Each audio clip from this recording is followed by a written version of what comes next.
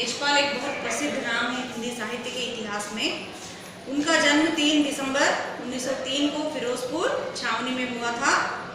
इनके परिवार की आर्थिक स्थिति इतनी कमजोर थी कि बालक यशपाल को पढ़ाई के लिए किसी रिश्तेदार के यहाँ भेजना पड़ा, किंतु वहाँ भी पढ़ाई ठीक से ना होने के कारण गुरुकुल कांगड़ी के स्कूल में प्रवेश दिला दिया गया। मतलब सरकारी स्कूल में ही इनकी पढ़ाई हुई, हालत घर की ठीक नहीं थी।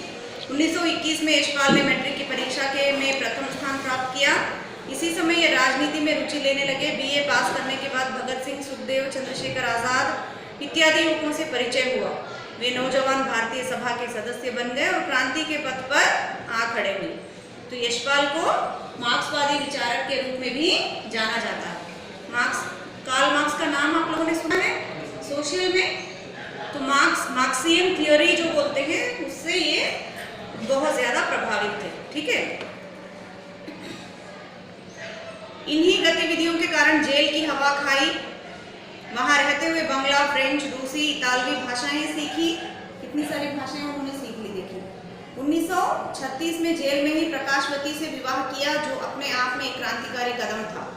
1936 में जेल से छूटने के बाद इन्होंने कलम को अपना हथियार बना लिया। हथियार बनाना मतलब, कलम को हथियार बनाना मतलब क्या है?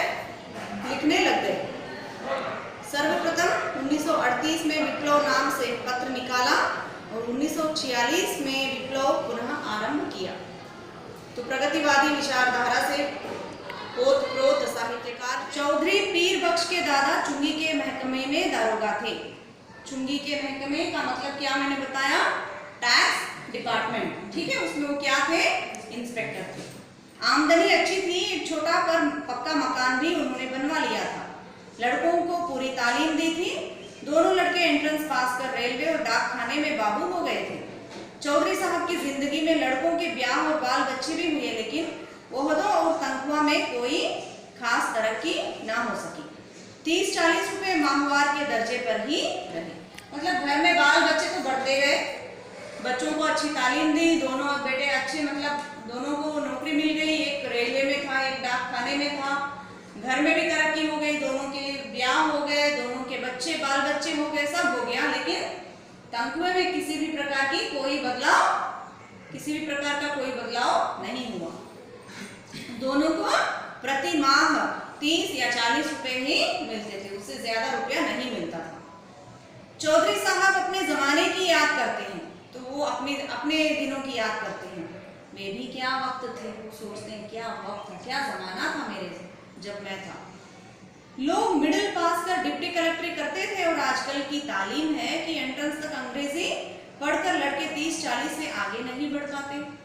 तो यहाँ पे भी बूढ़े बुजुर्ग लोग कहते होंगे, हमारे यहाँ जब हमारे जमाने में 10वीं पास हो जाना चाहिए, बस आपको सरकारी नौकरी मिल जाती। पहले तो बुला की नौकरी दी जाती थी।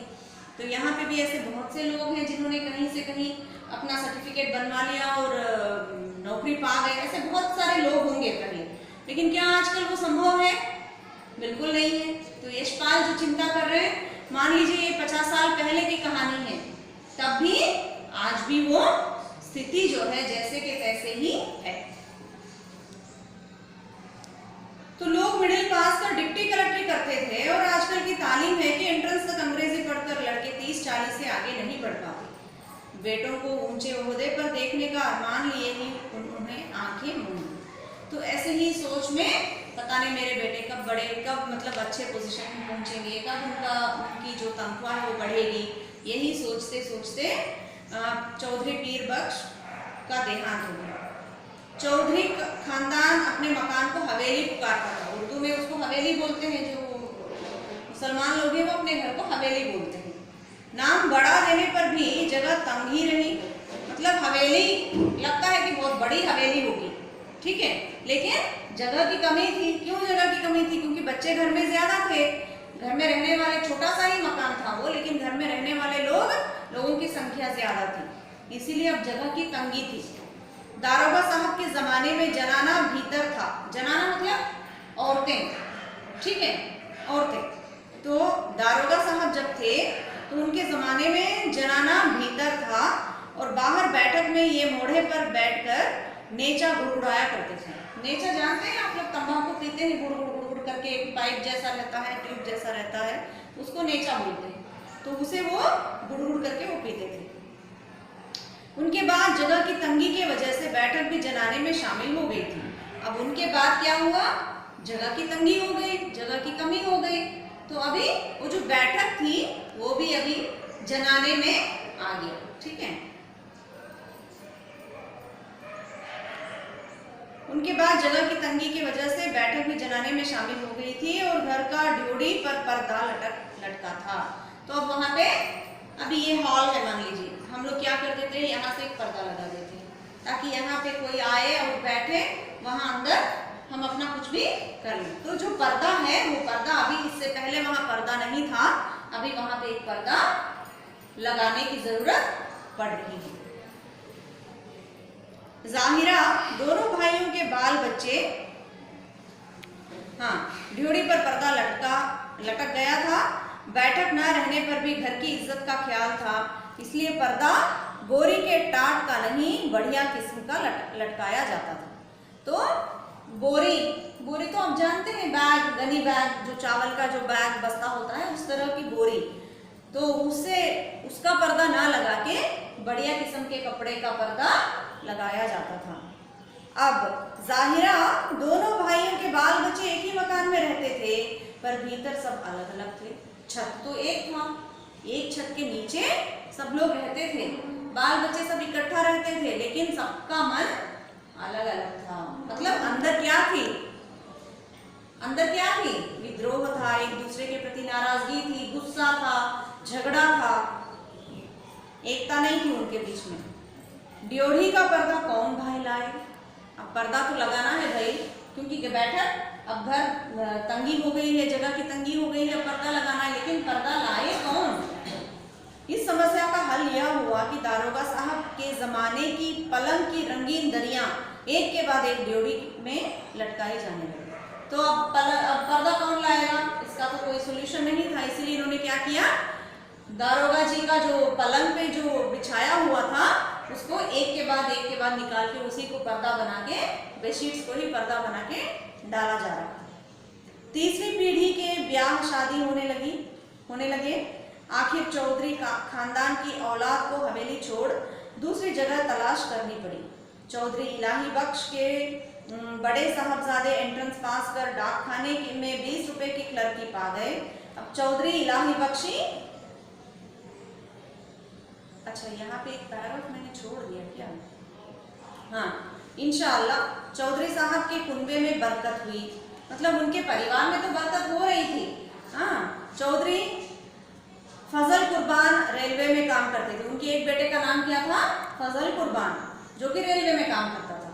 और उनकी 3 बेटियां, उनके 4 बेटे और 3 बेटियां थी।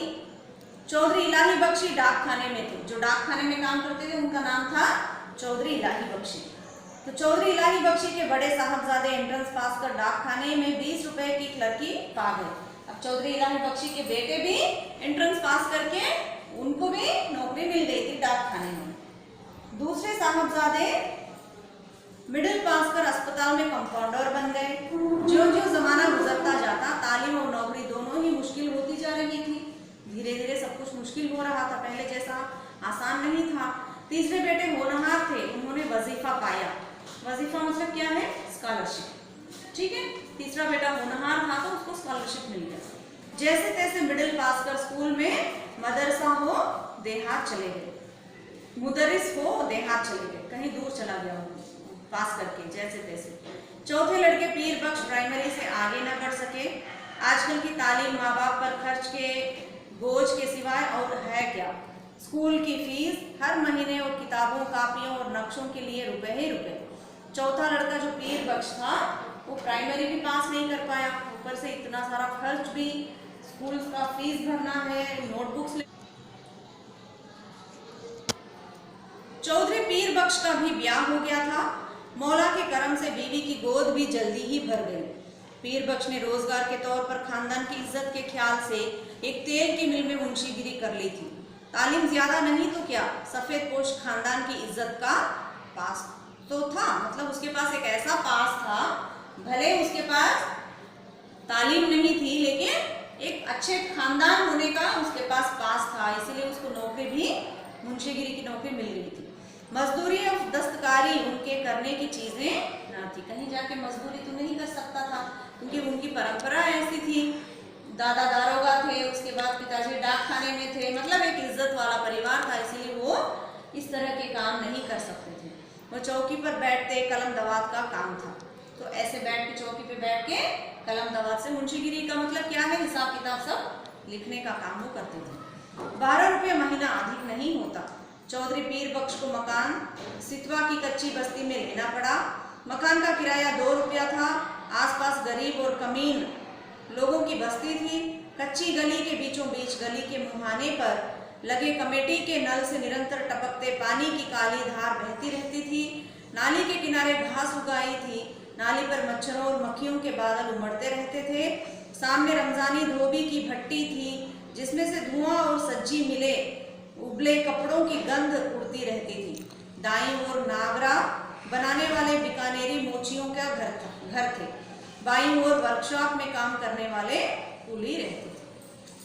तो उनको एक ऐसी जगह पे उनको घर बनाना पड़ा, क्योंकि बस्ती में पीर बख्श पढ़े लिखे और सफेद पोश मतलब जो थोड़ा सा देखने में अच्छा खानदान वाले, मतलब अच्छा कपड़ा पहनने वाले, इस तरह के थोड़ा अमीर जैसे वो लगते थे। सिर्फ उनके ही घर ड्योढ़ी पर पर्दा था। उनके घर में ड्योढ़ी पर क्या था, पर्दा था। वहां उस गली में और किसी के घर में कोई पर्दा नहीं लगा था। ठीक है, सब लोग उन्हें चौधरी जी, मुंशी जी कहकर सलाम करते थे। उनके घर की औरतों को कभी किसी ने गली में नहीं देखा, तो उनके घर की औरतें कभी गली में बाहर बिल्कुल नहीं निकलती थी। इंशाअल्लाह घर में औलाद थी तो वह भी लड़कियां। तो घर में तो लड़कियां थी, बच्चे थे, लेकिन वो ज्यादातर लड़कियां थी। 4-5 बरस की उम्र तक किसी कामकाज से बाहर निकलती और फिर घर की आबरू के ख्याल से उनका बाहर निकलना मुनासिब न था। तो 4-5 साल के जब छोटे छोटे बच्चे थे तो घर से बाहर जाते थे, आते थे, लेकिन जब थोड़ा बड़े होने लगे फिर आबरू के डर के मारे, इज्जत के डर से घर से बाहर बच्चे कदम नहीं रखे। अब पीर बख्श खुद ही मुस्कुराते हुए सुबह शाम कमेटी के नल से घड़े पर लाते थे। तो पानी वानी भरना, दुकान जाना, बाहर का भी काम करना, बाहर का सारा काम कौन करते थे, पीर बख्श करते थे। चौधरी की तनख्वाह 15 बरस में 12 से 18 हो गई थी। मतलब कितनी बरकत हुई थी उनके घर में, जो पहले 12 रुपए तनख्वाह थी वो अभी 18 रुपए हो गया था। उनके 6 रुपए की बढ़ोतरी हो गई थी तनख्वाह में। खुदा की बरकत होती है तो रुपए पैसे की शक्ल में नहीं, भगवान देता है, ऊपर वाला देता है तो रुपए पैसों के रूप में नहीं देता है, बल्कि औलादों के रूप में देता है। तो आज औलाद की शक्ल में होती है। 15 बरस में 5 बच्चे हुए। 15 बरस में उनके 6 रुपए उनका सैलरी में इंक्रीज हुआ। घर में परिवार में 5 बच्चे हुए 15 साल में। पहले 3 लड़कियां और बाद में 2 लड़के। दूसरी लड़की होने की थी तो पीर बख्श की वालिदा मदद के लिए आई थी। वालिदा मतलब माँ। पीर बख्श की माँ जब दूसरा बच्चा होने को था तो माँ साथ में आई थी। वालिद साहब का इंतकाल हो चुका था। आप वहां पे लिख लो इसका मीनिंग, वालिद क्या है लिख लो। तो वालिद साहब का इंतकाल हो चुका था। वालिद साहब मतलब पिताजी का देहांत हो चुका था। दूसरा कोई भाई वालिदा को लिवा ले जाने के लिए नहीं आया। जब डिलीवरी के लिए माँ आई थी घर, उसके बाद पिताजी का भी देहांत हो गया था, तो माँ को लेके जाने के लिए दूसरे जो भाई थे ना, दूसरा जो भाई था वो भी नहीं आया इनको ले जाने के लिए। मतलब अब माँ भी इन्हीं के साथ थी।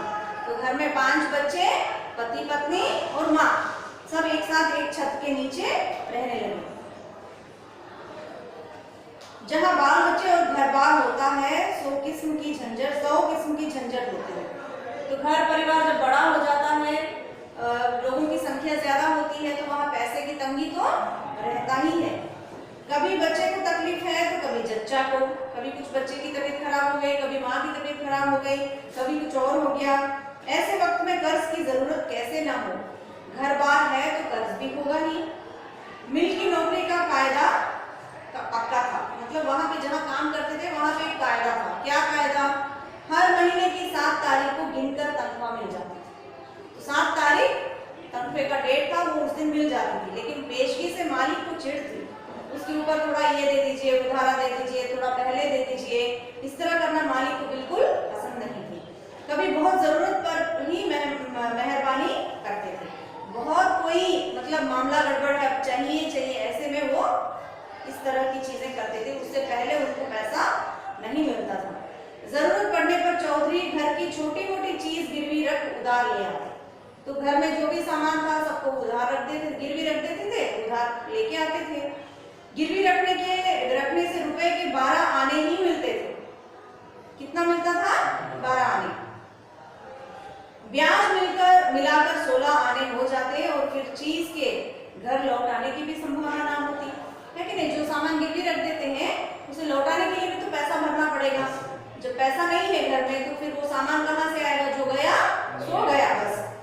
मोहल्ले में चौधरी पीर बख्श की इज्जत थी, लोग भले अंदर घर के अंदर कुछ भी हो रही है, लेकिन घर के बाहर किसी को पता नहीं कि इनके घर में क्या हो रहा है, सब लोग इनको एक रईस परिवार ही मानते थे। उस इज्जत का आधार था घर के दरवाजे पर लटका पर्दा, भीतर जो हो पर्दा सलामत रहता था। अंदर कुछ भी चल रहा है लेकिन पर्दे के कारण क्या होता था? एक मर्यादा इनकी बनी हुई थी।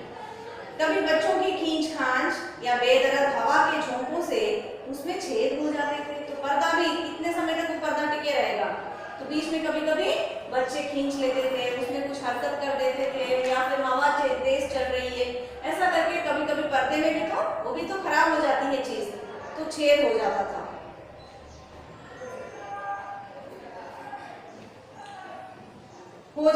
छेद हो जाते तो पर्दे की आड़ में जनाने हाथ सुई धागा लेकर उसकी मरम्मत कर देते थे। तो औरतें क्या करती थी? कभी कभी सुई धागा लेके उसको सिलाई भी उसकी कर देते थे। दिनों का खेल, ऐसे ही दिन बीतता जा रहा था। मकान की ड्योढ़ी के किवाड़ गलते गलते बिल्कुल गल गए थे। किवाड़ दरवाजा जो भी है सब क्या हो गया? एकदम पुराना वाला घर था, वो भी कहाँ तक सहन करेगा? तो वो भी कीड़ा मकोड़ा खा के पूरा खराब हो गया था। कई बार कसे जाने से पेंच टूट गए और सुराख ढीले पड़ गए। पेंच का मतलब भी ये जो हम लोग बोल्ट लगाते हैं उसको पेंच बोलते हैं, ठीक है।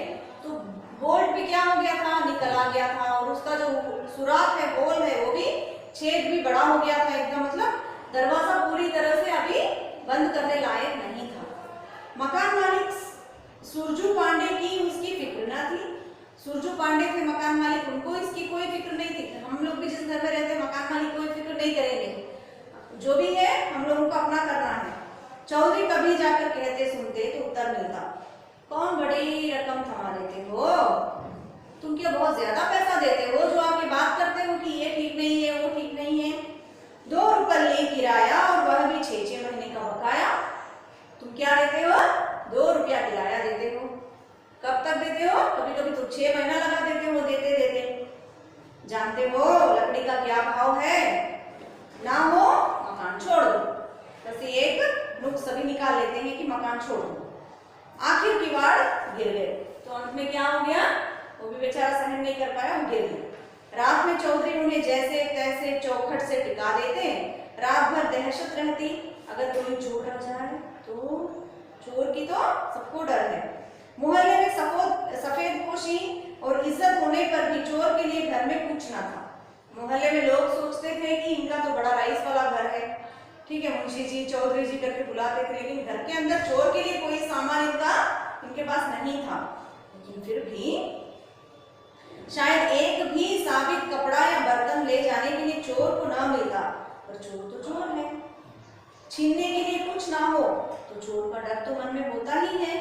वह चोर जो ठहरा, क्योंकि वो चोर है इसलिए चोर का डर हमेशा लगा रहता है, भले घर में कुछ हो ना हो।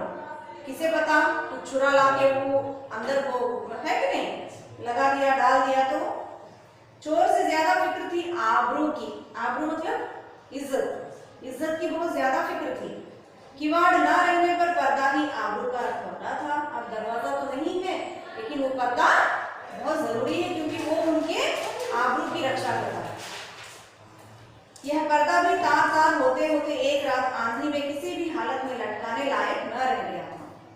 दूसरे दिन सुबह घर की एकमात्र पुश्तैनी चीज दरी दरवाजे पर लटका दी गई। जैसे पहले किया जाता था, दादाजी के दरी को लेके बिछावन को लेके जो लगा दिया जाता था, उसी तरह अभी ये जो पर्दा खराब हो गया तो फिर अब अंदर से दरी आ गई, लटका दिया गया। मोहल्ले वालों ने देखा और चौधरी को सलाह दी, अरे चौधरी, इस जमाने में दरी को यूं क्यों तुम खराब कर रहे हो? बाजार से लाकर टाट का टुकड़ा न लटका दो। टाट मतलब जो बोरा जो होता है उसको टाट बोलते हैं, तो वो वाला लाके लटका दो। तुम अभी ये इतना अच्छा दरी क्यों तुम बर्बाद कर रहे हो? चौधरी पीर बख्श टाट की कीमत मिल से आते जाते कई दफे पूछ चुके थे, तो उसकी कीमत तो कई बार पूछ चुके थे, लेकिन वो 2 गज टाट 8 आने से कम न मिल सकता था। 2 गज का टाट चाहिए तो 8 आने से कम नहीं था, जो कि ये अफोर्ड नहीं कर सकते थे। हंसकर बोले, होने तो क्या है, हमारे यहाँ पक्की हवेली में भी ड्योढ़ी पर दरी का ही पर्दा रहता था। वो ये नहीं बोल पाए कि 8 आने का टाट में कैसे लेके आऊंगा, कभी वो अपनी गरीबी छुपाए रखे। बोले कोई बात नहीं, अब जैसे बड़े रईस लोग बोलते हैं ना, किसी चीज की चिंता न किए बगैर, अरे जाने दो ना, क्या फर्क पड़ता है। तो इस तरह वो बोले, अरे जाओ, होने दो, क्या है, हमारे यहाँ तो पक्की हवेली में भी इसी तरह की ड्योढ़ी लटकाई जाती है। कपड़े की महंगी के जमाने में घर की 5 औरतों के शरीर से कपड़े जीर्ण होकर यूं गिरते जा रहे थे जैसे पेड़ अपनी छाल छोड़ देते हैं, जैसे पेड़ उनके भी निकल जाते हैं। उसी तरह अभी घर में जितने लोग हैं, औरतें भी हैं, उनको भी ढंग से पहनने का कपड़ा नहीं है, ठीक है, क्योंकि महंगाई बढ़ रही है और कपड़े लेने के लिए उनके पास पैसे नहीं है। कर्ज भी बढ़ता जा रहा है, खर्च भी बढ़ता जा रहा है। चौधरी साहब की आमदनी से दिन में एक बार किसी तरह पेट भर सकने के लिए आटे के अलावा कपड़े की गुंजाइश कहाँ थी।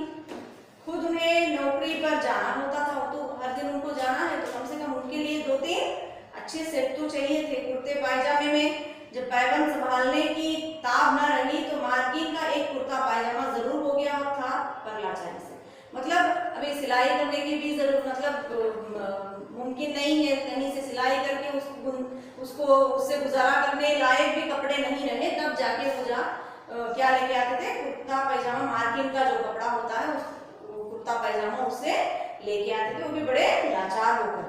गिरवी रखने के लिए घर में कुछ ना कुछ हो तो गरीब का एकमात्र सहायक है पंजाबी खान। एक खान है जो कि वहां पे सबको कर्ज देता है।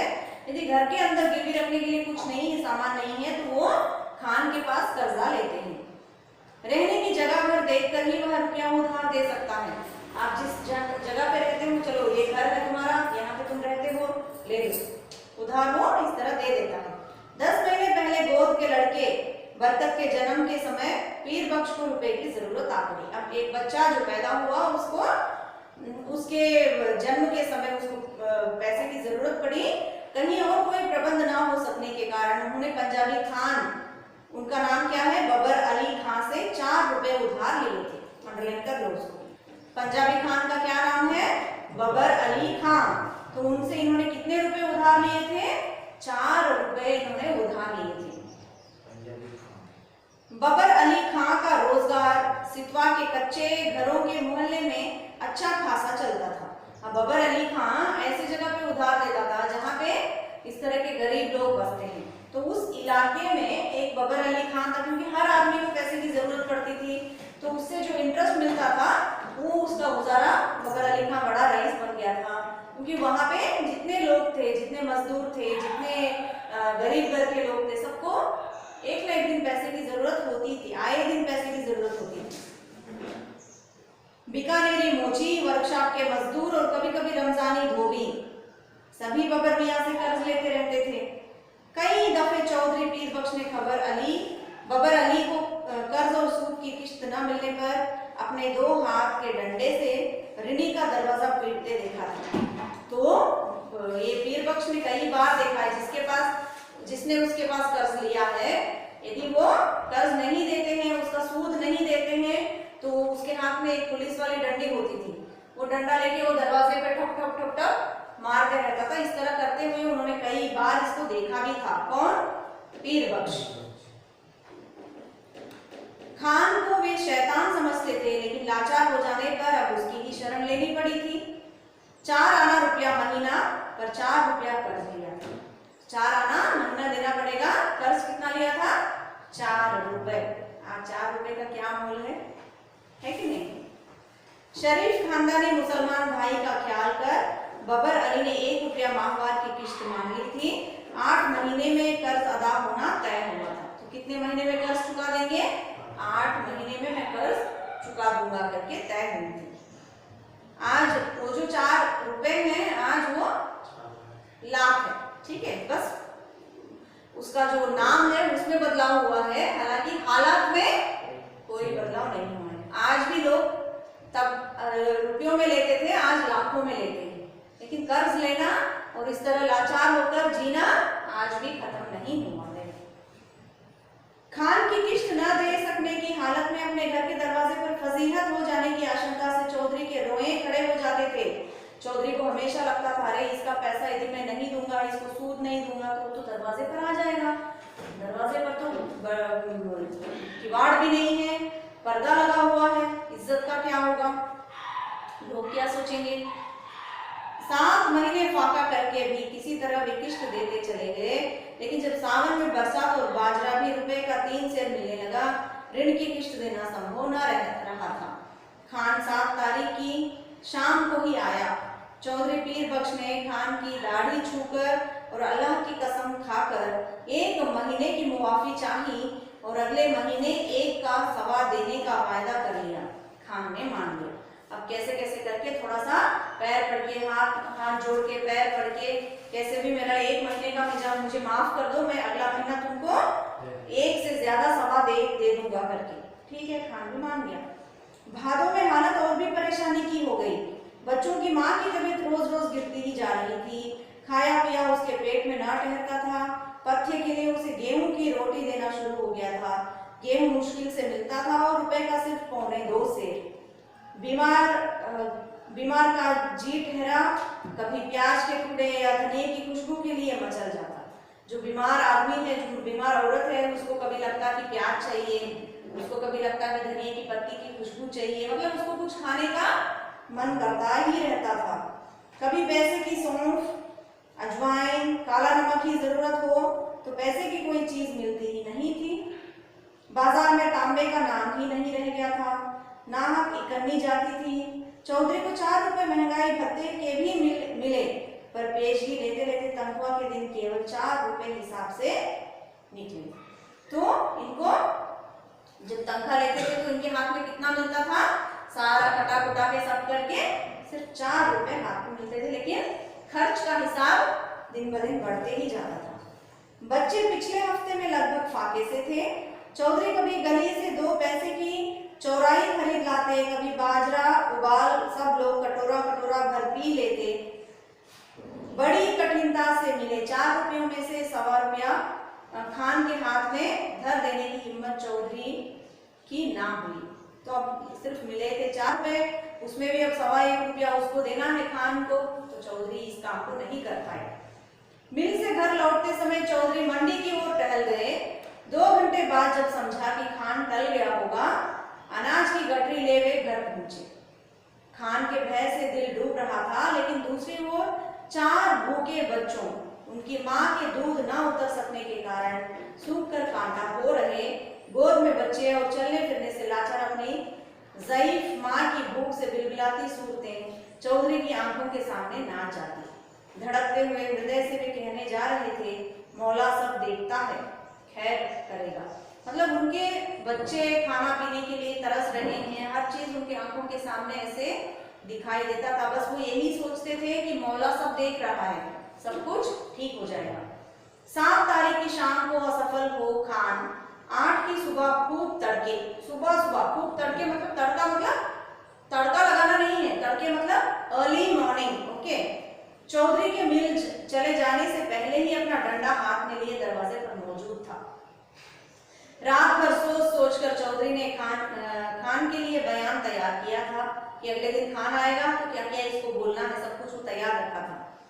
मिल के मालिक लालाजी 4 रोज के लिए बाहर गए हैं। ये बोलने के लिए प्रैक्टिस कर रहा है, रिहर्सल कर रहा है रात को। उनके दस्तखत के बिना किसी को भी तनख्वाह नहीं मिल सकी। तनख्वाह मिलते ही वह सवा रुपए हासिल करेगा। माकूल वजह बता देने पर भी खान बहुत देर घुर्राता रहा।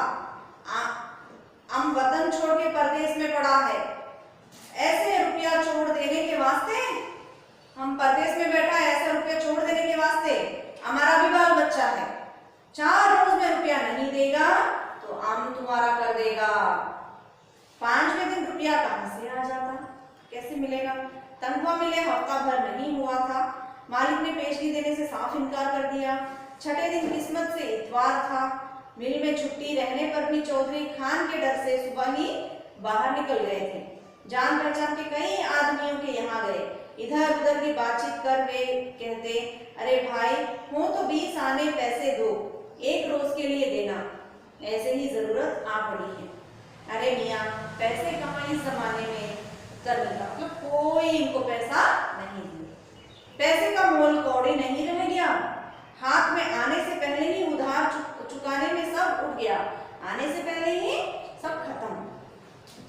दोपहर हो गई, खान आया भी होगा तो इस वक्त तक बैठा नहीं होगा। चौधरी ने सोचा और घर की तरफ चल दिए। घर पहुंचने पर सुना कि खान आया था और घंटे भर तक ड्योढ़ी पर लटके दरी के पर्दे को डंडे से ठेल ठेल कर गाली देता रहा। पर्दे की आड़ से बड़ी बी के बार बार खुदा की कसम खा यकीन दिलाने पर कि चौधरी बाहर गए हैं, रुपया लेने गए हैं। खान गाली देकर कहता, नहीं बदजात, चोर भीतर में छुपा है, हम 4 घंटे में फिर जाता है, रुपया लेकर जाएगा, रुपया नहीं देगा तो उसका खाल उतार कर बाजार में बेच देगा, हमारा रुपया क्या हराम का है। 4 घंटे से पहले ही खान की पुकार सुनाई दी। चौधरी पीर बख्श के शरीर में बिजली से तड़प गई और वह बिल्कुल निस्सत्व हो गया। अरे फिर से आ गया, हाथ पैर सुन्न और गला एकदम खुश्क, बिल्कुल आवाज नहीं निकल रही थी। गाली दे, फिर वो गाली दे रहा था। पर्दे को ठेल कर खान के दोबारा पुकारने पर चौधरी का शरीर निर्जीव प्राय होकर भी निश्चेष्ट न रह सका। निर्जीव तो लग रहा था कि उसकी जीव निकल गया अभी, लेकिन फिर भी वो निश्चेष्ट, मतलब वहां पे अंदर वो अपने आप को नहीं टिका सका, उठकर बाहर आ गए। खान आंख बबूला हो रहा था, पैसा नहीं देने के वास्ते चिपता है। एक से एक चढ़ती हुई 3 गालियां एक साथ खान के मुंह से पीर बख्श के पुरखों और पीरों के नाम निकल गए। उस भयंकर आघात से पीर बख्श का खानदानी रक्त फड़क उठने के बजाय और भी निर्जीव हो गया। मतलब दादा परदादाओं को भी अभी गिनाने लग गया खान कि तू क्या बड़े उसका औलाद है, ये है वो है, पता नहीं क्या क्या गाली दिया होगा। इतनी गाली, खानदानी नाम से गाली सुनने के बावजूद पीर बख्श एकदम उठ खड़े होने के बदले उनको एकदम निर्जीव हो गए, क्योंकि उनके पास अभी दूसरा कोई चारा ही नहीं था। खान के घुटने छूकर अपनी मुसीबत बताकर मुआफी के लिए खुशामद करने लगी। खान की तेजी बढ़ गई, उसके ऊंचे स्वर से पड़ोस के मोची और मजदूर चौधरी के दरवाजे के सामने इकट्ठे हो गए। सब बाहर आके, अब इसकी आवाज सुन के सब बाहर आ गए। खान क्रोध में डंडा फटकार कर कह रहा था, पैसा नहीं देना तो लिया क्यों, तनख्वाह किधर में जाता, आरामी हमारा पैसा मारेगा, हम तुम्हारा खाल खींच लेगा, पैसा नहीं है तो घर पर ये पर्दा क्यों लटक रहा है, शरीफ ज़ादा कैसे बनता, तुम हमको बीवी का गहना दे दो, बर्तन दो, कुछ तो दो, हम ऐसे नहीं जाएगा। चौधरी पीर बख्श ने बिल्कुल बेबस और लाचारी में दोनों हाथ उठाकर खुदा से खान के लिए दुआ मांगकर कसम खाई। पैसा भी घर में नहीं, बर्तन भी नहीं, कपड़ा भी नहीं, खान चाहे तो बेशक उसकी खाल उतार कर बेच ले। खान और भी बड़ा फटा, हम तुम्हारा दुआ का क्या करेगा, हम तुम्हारा खाल का क्या करेगा, उसका तो जूती भी नहीं बनेगा, तुम्हारा खाल से तो ये टाट अच्छा। खान ने ड्योढ़ी पर लटका दरी का पर्दा झटक लिया। ड्योढ़ी से पर्दा हटने के साथ ही जैसे चौधरी के जीवन की डोर टूट गई, वह डगमगाकर जमीन पर गिर पड़े। चौधरी में उस दृश्य को देख सकने की ताब न थी, परंतु द्वार पर खड़ी भीड़ ने देखा। घर की औरतें, लड़कियां पर्दे के दूसरी ओर घटती घटना के आतंक से आंगन के बीचों बीच भय से इकट्ठी हो खड़ी थी, काम रही थी। सहसा पर्दा हट जाने से औरतें ऐसे सिकुड़ गईं जैसे उनके शरीर का वस्त्र खींच लिया गया था। वह पर्दा ही तो घर भर की औरतों के शरीर का वस्त्र था। उनके शरीर पर बचे चीथड़े उनके 1/3 अंग ढकने में भी असमर्थ असमर्थ थे। मतलब एकदम नंगा पंगा लोग थे अंदर, जो पहने हैं नहीं पहने हैं इस तरह की एकदम बुरा हाल था। बस एक पर्दा था जो कि छुपा के रखा था कि अंदर के हालात क्या है। आज सब नंगे के नंगे हो गए थे, सब अंदर की बातें अभी बाहर साफ साफ दिखाई दे रही थी। जाहिर भीड़ ने घृणा और शर्म से आंखें फेर ली, लोग ऐसे आंख छुपाने लगे। उस नग्नता की झलक से खान की कठोरता भी पिघल गई। ग्लानि से थूक पर्दे को आंगन में वापस फेंक वृद्ध निराशा में उसने कहा, लाहौर बिला, और असफल लौट गया। तो जैसे वो दृश्य को देखा, खान का भी मन क्या हुआ, पिघल गया। तुरंत उसने उस पर्दे को वहीं पे लटका दिया, लटका के वो अल्लाह का नाम लेके वहां से निकल गया। भीड़ भय से चीख कर कोर्ट में भागती हुई औरतों पर दया करके दरवाजे के सामने से हट गई थी। चौधरी बेसुध पड़े थे। जब उन्हें होश आया, ड्योढ़ी का पर्दा आंगन में सामने पड़ा था, परंतु उसे उठाकर फिर से लटका देने का सामर्थ्य उनमें शेष न था। शायद अब उसकी आवश्यकता भी न रही थी। पर्दा जिस भावना का अवलंब था वह मर चुकी थी। मतलब पर्दा जिस कारण से लगाया गया था वो अभी उसकी जरूरत नहीं थी, क्योंकि इज्जत सोच के तुम क्या कर रहे थे, कम से कम कुछ और नौकरी करते जहाँ पे पैसा ज्यादा मिल रहा है कि नहीं, मेहनत करते जहाँ पे पैसा आपको ज्यादा मिल रहा है। लेकिन ये इज्जत के खातिर क्या हुआ, इज्जत की खातिर घर के बाल बच्चे भी अभी भूखे भी हैं, नंगे भी हैं, और एक पर्दा वहां पे सबको छुपाए रखा। ठीक है।